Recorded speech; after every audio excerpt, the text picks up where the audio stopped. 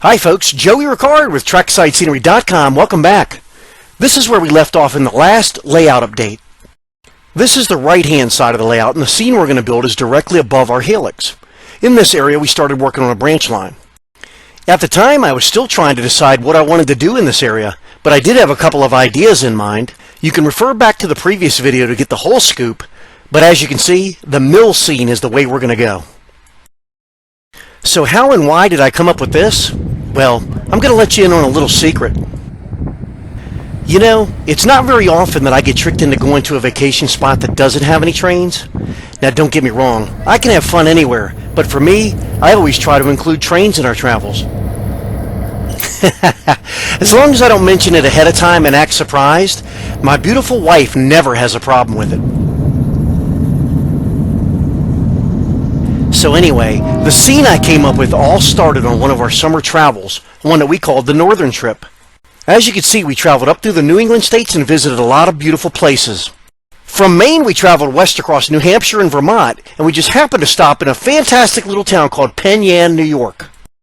Now this little town is in the Finger Lakes region, which is more known for its wineries and farms than it is railroads. That's okay, the railroad still has a presence here in the form of a short line called the Finger Lakes Railway. Ah, those branch lines running through the, what do they call it? Bucolic scenery? Yeah, in my mind, I was modeling everything I saw, and then I came across this gem, the Burkett Mill. Now, I don't know if anybody has ever made a model of this, but we were simply fascinated with it. As much as I liked being there, I couldn't wait to get home and find a way to plan something like this into my layout. So, I did just that, but it sure wasn't going to fit as it appears in real life. I started fooling around with some of the photos that I had taken. I turned it, I chopped it, moved it, and I finally came up with what you see here.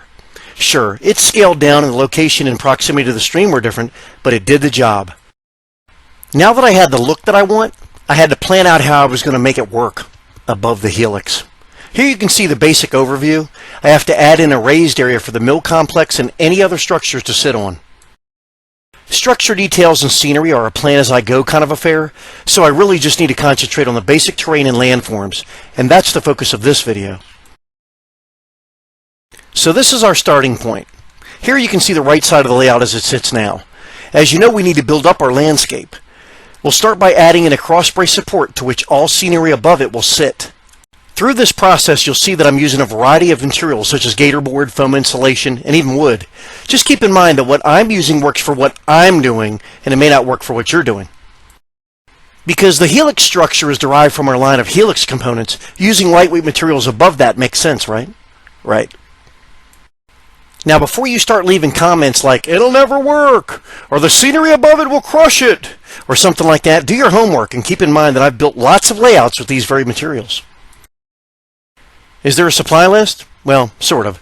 These are the basic supplies that I'm using. And if you were building this out of wood, your supply list would be completely different. Alright, you got me. I totally forgot to film adding in the industry siding and laying the track. But anyway, here you can see that initial cross brace, and that's 1/2-inch gator board. Now it's not going to sit flush with the top of the helix there. It's actually going to be raised up, and I'm using these little sticks that I made from gator board. I just cut them into rectangular sticks so I can sit that on top of it. And you see how it's lifted up a little bit above the track? That's going to give us some clearance where the track is a little bit higher. With all my videos, I know there's guys out there that are scratching their heads because they've never seen anything as silly as this. But those are just pieces of cardstock that I cut into rectangles, folded in half, and then glued in place. And they're acting as a, I don't know what you call it, sandwich clamp, something like that. The word I just said was sandwich. And I don't know why it came out that way, but I'm too lazy to redo it. But anyway, here I'm adding in an extra piece below it, so it's going to double the thickness. And yes, it will make it stronger.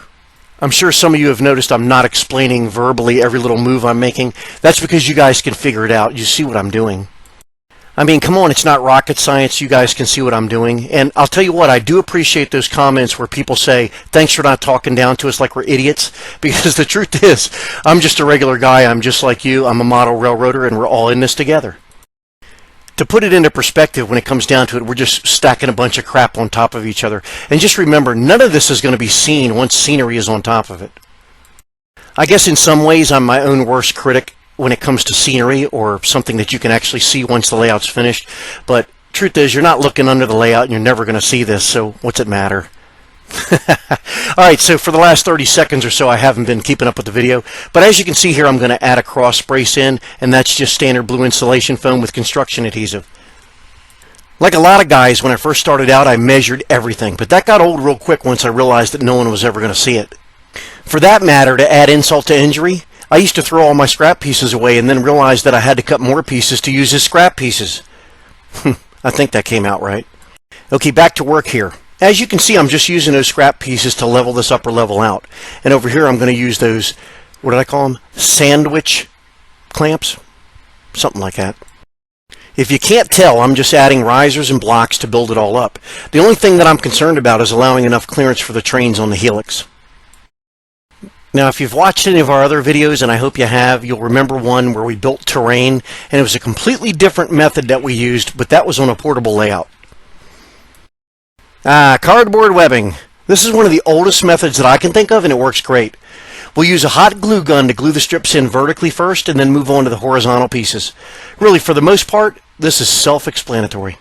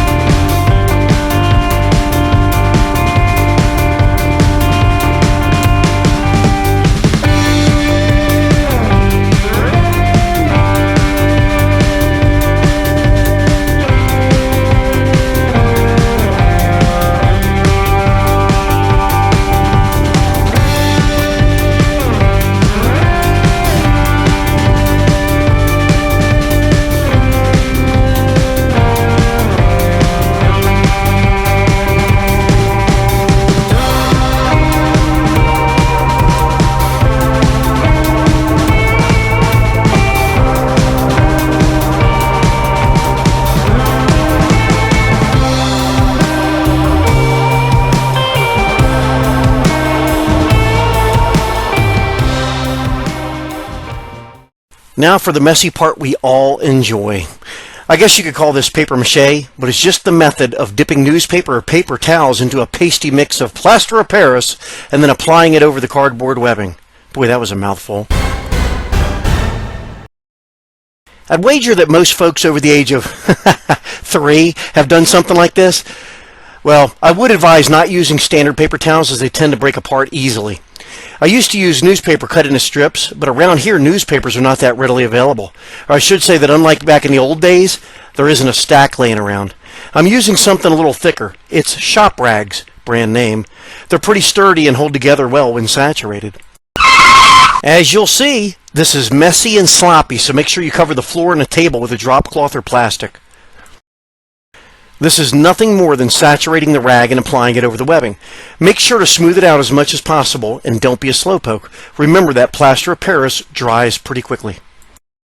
You know how there's a lot of methods out there? Yeah, well, each has its pros and cons.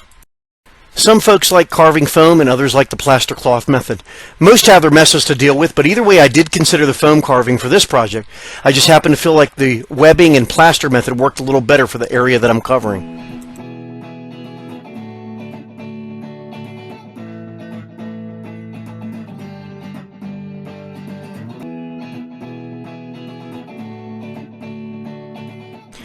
Not bad, not bad. So all of that took about a half hour to cover the entire area with 2 coats.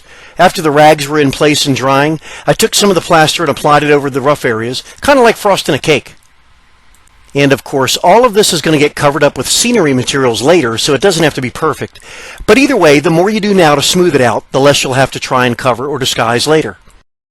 I'm not 100% set on which style of bridge abutments and piers I'm going to use, but I want to cover these open areas. I'll leave plenty of playroom so that I can adjust as needed.